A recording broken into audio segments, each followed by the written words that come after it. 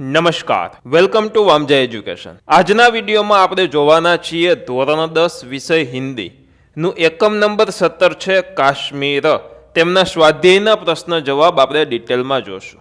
Okay, ચાલુ કરતા પહેલા જો તમે આ ચેનલને સબસ્ક્રાઇબ ના કરી હોય તો સબસ્ક્રાઇબ કરીને બેલ આઇકન દબાવી શકો છો, વિડીયોને લાઇક કરી શકો છો તથા આ વિડીયોને તમારા મિત્રો પરિવાર દોસ્તો સાથે ચોક્કસથી શેર પણ કરી શકો છો। ચાલો વિડીયોની શરૂઆત કરીએ। સૌથી પહેલા જરૂરી માહિતી કે જો તમારે વિડીયોના નોટિફિકેશન વગેરે વસ્તુ જોતી હોય, વિડીયોઝની લિંક જોતી હોય તો આપણું ટેલિગ્રામ ગ્રુપ છે વામજા એજ્યુકેશન નામનું, તેમાં જોઈન્ટ થાજો, લિંક ડિસ્ક્રિપ્શનમાં છે। તથા તમારા ધોરણના બેસ્ટ કોર્સ ખરીદવા માટે વામજા એજ્યુકેશન એપ્લિકેશન પ્લે સ્ટોરમાંથી ડાઉનલોડ કરજો। ઓકે, ચાલો શરૂઆત કરીએ આપણે ક્વેશ્ચન આન્સરની। क्वेश्चन 1, निम्नलिखित प्रश्न के उत्तर एक एक वाक्य में दीजिए। एक एक वाक्यમાં પ્રશ્નના જવાબ આપણે દેવાના છે। પહેલું, कश्मीर ने कवि ने नावों की नगरी किसे कहा है? कविए नाव एटले के होड़ी, होड़ीनी नगरी कोने कीधी छे? तो के कवि ने नावों की नगरी कश्मीर को कहा है। एटले के कविए कश्मीर ने नाव एटले के वाहन एटले के होड़ी नी नगरी कीधी छे, नु शहर कीधुं छे। क्वेश्चन नंबर 2, कश्मीरी हवा क्या गाती है? तो के कश्मीरी हवा गीत गाती है।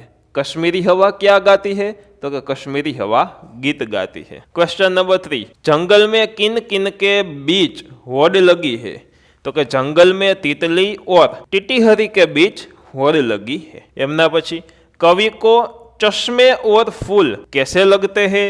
तो कि कवि को चश्मे और फूल रूमानी जैसे लगते हैं। कैसे लगते हैं? तो कि रूमानी जैसे लगते हैं। प्रश्न नंबर 2 आवे छे, निम्नलिखित प्रश्नों के उत्तर 2-3 वाक्य में दीजिए।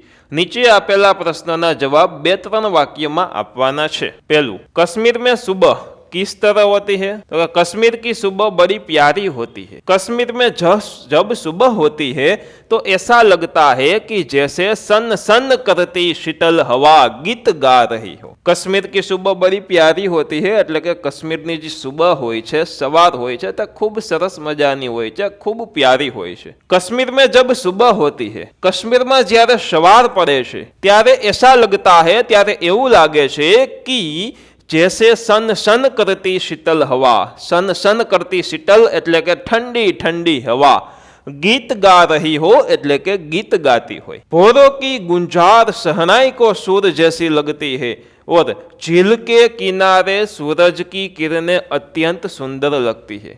झील एटले के तलाव, તેમના કિનારે સૂરજના કિરણો હોય છે તે ખૂબ જ સરસ મજાના લાગે છે। બીજો પ્રશ્ન, कश्मीर की रक्षा के लिए कवि क्या कहते हैं? कवि के अनुसार कश्मीर भारत की बर्फीली पगड़ी की तरह है। એટલે કે બર્ફીલી પગડી, આપણે પાઘડી પહેરીએ ને તેવી બર્ફીલી પગડી की तरह कश्मीर છે। कवि कहते हैं कि कश्मीर पर कभी भी किसी भी तरह की आंच नहीं आनी चाहिए, કે કશ્મીર ઉપર કોઈ દિવસ એક પણ જાતની આંચ એટલે કે મુશ્કેલી તકલીફો ન આવી જોઈએ। એટલે કે કશ્મીરનો આપણે રક્ષા કરવાની છે। કશ્મીર की रक्षा के लिए हमें हमेशा तैयार रहना चाहिए। कश्मीરની રક્ષા કરવા માટે હંમેશા સતર્ક રહેવું જોઈએ, હંમેશા સતત તૈયાર રહેવું જોઈએ। कश्मीर का ध्वज हमेशा लहराते रहना चाहिए। काश्मीरનો ઝંડો છે તે હંમેશા લહેરાતો રહેવો જોઈએ। प्रश्न नंबर 3, कश्मीर में हवा चलने पर वातावरण कैसा होता है? જ્યારે હવા હાલતી હોય, હવા ચલતી હોય એટલે કે પવન વહેતો હોય, પવન વાતો હોય ત્યારે તેમનું વાતાવરણ કેવું હોય છે? तो कश्मीर में हवा चलने पर वातावरण शुद्ध हो जाता है। केवू थई जाए? तो कि शुद्ध थई जाए छे। कश्मीर की हवा में गीत संगीत के स्वर का आभास होता है। गीत संगीतना स्वरनो आभास थाय छे। भंवरों की गुंजार शहनाई जैसी लगती है। भंवरा एमनी गुंजार छे ई शहनाई जेवी लागे એટલે કે શરણાઈ જેવા તેમના ગીતો લાગે, તેમની ગુંजार એટલે કે અવાજ लागतो हो। क्वेश्चन नंबर 4, पश्मीना ध्वज से कवि का क्या तात्पर्य है? केवो ध्वज? तो कि पश्मीना ध्वज। तो कि पश्मीना ध्वज से कवि का तात्पर्य है कि पश्मीना से बना हुआ हमारा तिरंगा, हमारा राष्ट्र ध्वज, यह ध्वज हमारे देश की आन बान और शान है। यह हमारे मान का प्रतीक है। એટલે કે જે પશ્મીના ધ્વજથી કવિનું તાત્પર્ય છે કે પશ્મિનાથી બનેલો આપણો જે તિરંગો છે, આપણો જે રાષ્ટ્રધ્વજ છે, તે આપણા દેશની આન બાન અને શાન છે અને યહ હમારે માન કા પ્રતીક है, એટલે કે આપણું માન, આપણું સ્વાભિમાન, આપણા ગૌરવનું તે પ્રતીક છે। પ્રશ્ન નંબર 5, कवि ने कश्मीर को नावों की नगरी क्यों कहा है? કવિએ કશ્મીરને નાવોની નગરી શું કામ કીધી છે, કેમ કીધી છે? તો કે કશ્મીર की नदियाँ, झीलों और सरोवर में सैलानी नौका विहार का आनंद लेते हैं और नावो कश्मीर की यह पहचान है। कश्मीर એટલે કે હિમાલય વાળું આખું શહેર, હિમાલયનો બરફ પીગળે એટલે કે અલગ અલગ નદી, સરોવર, ઝીલ તેમની અંદર પાણી જાય અને આવા વધારે પ્રમાણમાં પાણીના સ્ત્રોતો છે, એટલા માટે ત્યાં વાહન ઉદ્યોગ પણ વધારે પ્રમાણમાં વિકસેલો છે। વાહન ઉદ્યોગ એટલે કેવો ઉદ્યોગ? વાહન બનાવવાનો ઉદ્યોગ નહીં, પરંતુ બોટિંગ ઉદ્યોગ।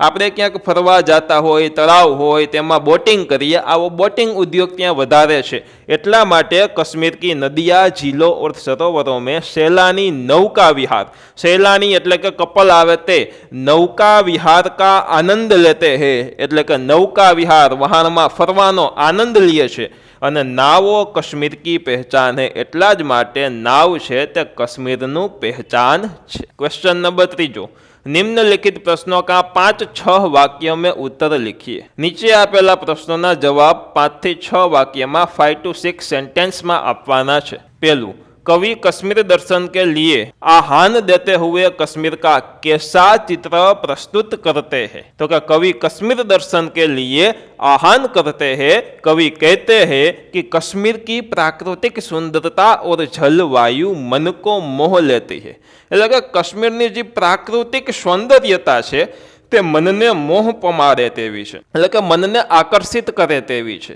મનને ગમે તેવી છે। कश्मीर फूलों की घाटी और नावों की नगरी है, એટલે કે ફૂલોની ઘાટી તથા નાવોની નગરી છે। નાવની નગરી શું કામ છે તે હમણાં આગળના ક્વેશ્ચનમાં આપણે જોયું। यहाँ पर अनेक सरोवर और झीलें हैं, पर्यटक यहाँ आकर नौका विहार का आनंद लेते हैं। यहाँ का शालीमार बाग अत्यंत सुंदर है, यहाँ पर सुबह और रात्रि का दृश्य अत्यंत लुभावना होता है। घाटी की घास मखमली गालीचे का एहसास दिलाती है। यहाँ पर कहीं पर बस्तियां है तो कहीं पर वीराना फैला हुआ है। घाटी में देवदारू के पेड़ अपनी शोभा बिखेरे हुए हैं।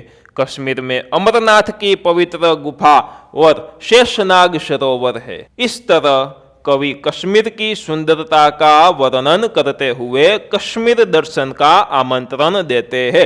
कश्मीर दर्शनનું આમંત્રણ એટલે કે કાશ્મીરને જોવા માટેનું આમંત્રણ કવિ આપે છે અને કેવા કેવા કાશ્મીરના વખાણ કરે છે, કેવી કેવી વસ્તુ ઉલ્લેખે છે કે બાગ સરસ મજાના છે, ત્યારની જે સવાર અને રાત્રિના દ્રશ્યો હોય એ અત્યંત લુભાવનારા છે। ઘાટી की घास मखमली गालीचे के एहसास दिलाती है, એટલે કે ઘાટી હોય તેમાં ઉપર જે ઘાસ છવાયેલું હોય તે મખમલી ગાલીચા જેવું લાગે છે। यहाँ पर कहीं पर बस्तियां है तो कहीं पर वीराना फैला हुआ है, એટલે કે ક્યાંક બસ્તી છે તો ક્યાંક વીરાના ફેલાયા હુआ છે। घाटी में देवदारू के पेड़ એટલે કે જે ઘાટીઓ હોય તેમાં દેવદારૂના પેડ છે, બરોબર। આ દેવદારૂ નામનું એક વૃક્ષ આવે, તેમના પેડ એટલે કે ઝાડવા વધારે પ્રમાણમાં ત્યાં શોભા દે છે, એટલે કે ત્યાં છે। कश्मीर में अमरनाथ की पवित्र गुफा એટલે કે કાશ્મીરમાં અમરનાથની પવિત્ર ગુફા છે તથા शेषनाग सरोवर છે। इस तरह कवि कश्मीर की सुंदरता का वर्णन करते हुए कश्मीर दर्शन का आमंत्रण देते हैं। प्रश्न नंबर 4, निम्नलिखित शब्दों के पर्यायवाची शब्द लिखिए। पर्यायवाची એટલે કે સમાનાર્થી શબ્દો લખવાના છે। તેમાં પહેલું પવન, એનું સમાનાર્થી શબ્દ થાય સમીર તથા હવા। ઘણા લોકોનું નામ સમીર હોય અને સમીરનો અર્થ ખબર ન હોય તો તમારો અર્થ થાય છે પવન, યાદ રાખજો। એમના પછી પંછી એટલે કે ખગ, ચમન, બાગ, આલમ એટલે કે જગત અને સંસાર। એમના પછી મલાહ એટલે કે નાવિક, ખેવટ, મોસમ એટલે કે ઋતુ, મસહરી એટલે કે મચ્છરદાની, શબનમ એટલે કે ઓશ, જે ઓશ બાજી જાય પાણીના બુંદ, ઓશ, શબનમ એને કહેવામાં આવે છે। વિરોધી શબ્દ લીખીએ। પ્રશ્ન નંબર 5મો છે ઘાટીનું વિરોધી શિખર જો શિખર એટલે શું થાય તો કે શિખર એટલે કે આ ટાઈપના પર્વતો હોય તેને આપણે શિખર કહીએ. ઘાટી એટલે કે આ ટાઈપની આમ ખીણ હોય ઊંડી ઊંડી, આ રોડ છે અને સાઈડમાં ખીણ છે ઊંડી ઊંડી, તેમને ઘાટી કહેવામાં આવે છે. એમના પછી સ્વર્ગ, એનું નરક, શ્યામ તો કે શ્વેત, મીઠી, કડવી, દૂર તો કે પાસ. ચાલો, બરફનું બર્ફીલા, આ શબ્દ વિશેષણો આપણે લખવાના છે. હિમ તો કે એનું હિમાની, મખમલ તો કે મખમલી, સ્વર્ગ તો કે સ્વર્ગીય. ઓકે, આની સાથે સાથે સરસ મજાના આ એકમના સ્વાધ્યાયના પ્રશ્ન જવાબ પૂરા થાય છે. આશા રાખું છું કે તમને વ્યવસ્થિત રીતના સ્વાધ્યાયના પ્રશ્ન જવાબ સમજાવી દીધા છે. ફરી પાછું એકવાર તમને કહીશ કે જો તમારે આપણા ટેલિગ્રામ ગ્રુપમાં જોડાવવું હોય તો લિંક ડિસ્ક્રિપ્શનમાં છે, સાવ ફ્રી છે, ત્યાંથી જોડાઈ શકો છો. તથા તમારા ધોરણના કોર્સ ખરીદવા માટે પ્લે સ્ટોરમાંથી વામજા એજ્યુકેશન એપ્લિકેશન ડાઉનલોડ કરો. બહુ ઓછી કિંમતે સારા એવા કોર્સ ત્યાં ઉપલબ્ધ છે. તથા જો આ વિડીયો ગમ્યો છે, મારી મહેનત ગમી છે, તો ચોક્કસ વિડીયોને તમે લાઇક કરી શકો છો. ચેનલમાં નવા હોય તો સબસ્ક્રાઇબ કરીને બેલ આઇકન પણ દબાવી શકો છો. તથા આ વિડીયોને તમારા મિત્રો, પરિવાર, દોસ્તો સાથે જરૂરથી શેર પણ કરી શકો છો. ફરી મળશું એક સરસ મજાના નવા વિડીયો સાથે. ફરી પધારો. બાય. જય હિન્દ. વંદે માતરમ. આવજો. ધન્યવાદ.